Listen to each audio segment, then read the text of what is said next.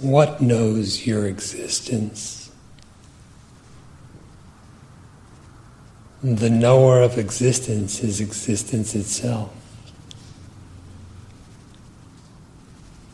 Existence, being formless, is indivisible, not particularized, not differentiated.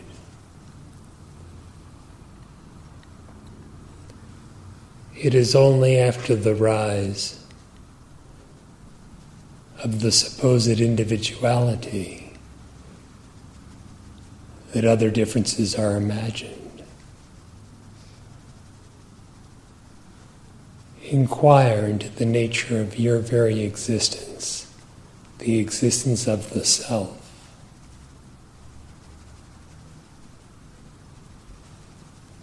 It will be found to be so much full, so perfectly full of itself,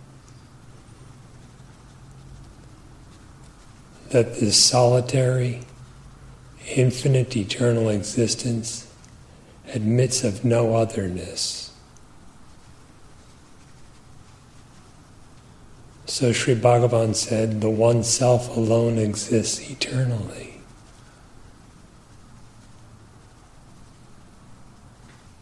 Consider the depth of that. The one self alone exists eternally. In that, there is no ego or individuality,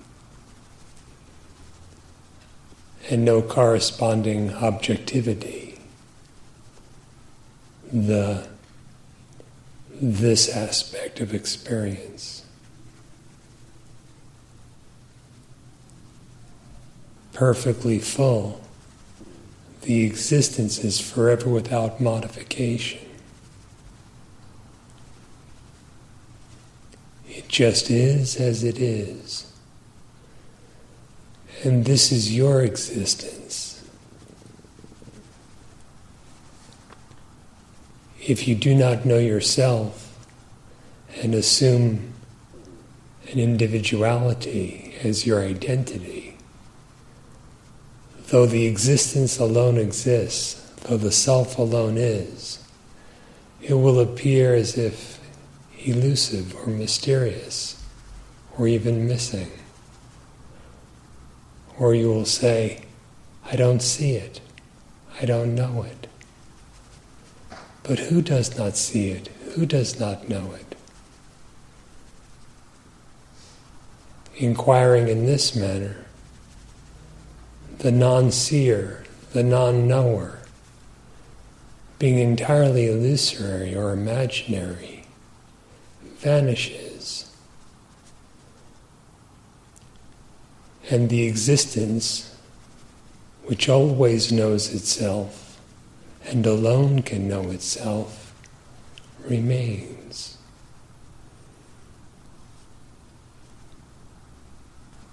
What is being said about existence is true of consciousness as well. For existence and consciousness are one and the same thing.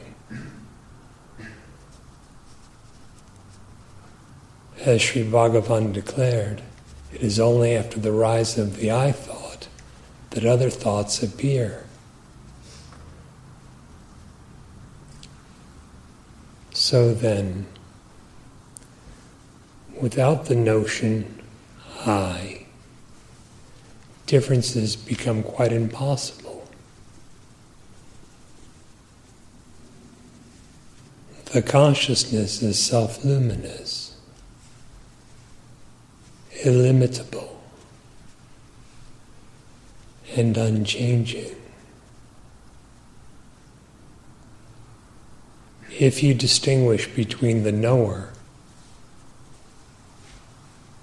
which is pure consciousness, and the known, whatever is objective, subtly or grossly so,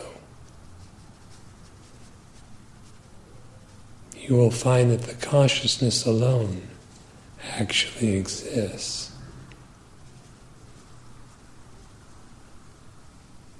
identify yourself as this existence consciousness. Such is self-knowledge, and such is the seeing of reality.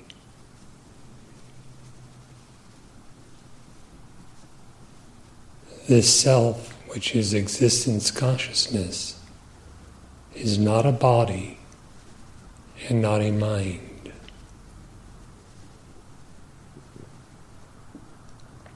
Whoever realizes the self as such finds an illimitable happiness that never comes to an end. And the happiness he finds is the happiness he is.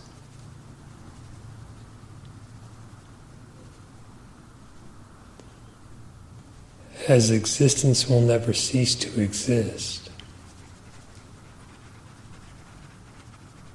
as consciousness never ceases to know, so this happiness can never suffer.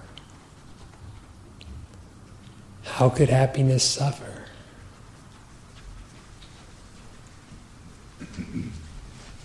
If we imagine ourselves as an individual, separate from that, then we suppose happiness is an experience that comes and goes.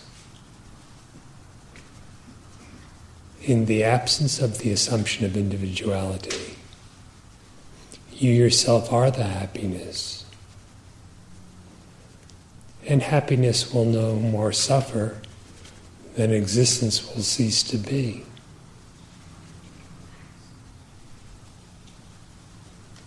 Inquire.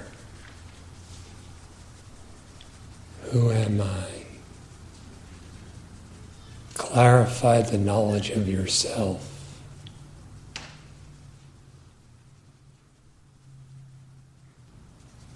If you are particularized as an individual, then there is something other. Are you the individual? If you are endowed with name and form, then there is name and form, the conceived and the perceived, everywhere. Are you a name? Are you a form?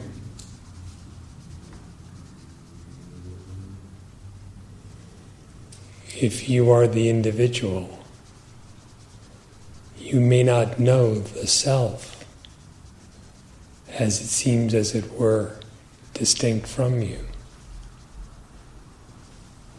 Are you the I, the individual?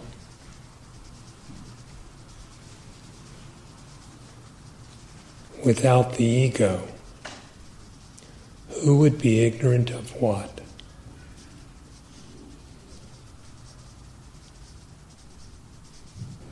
To know the supreme truth, know yourself.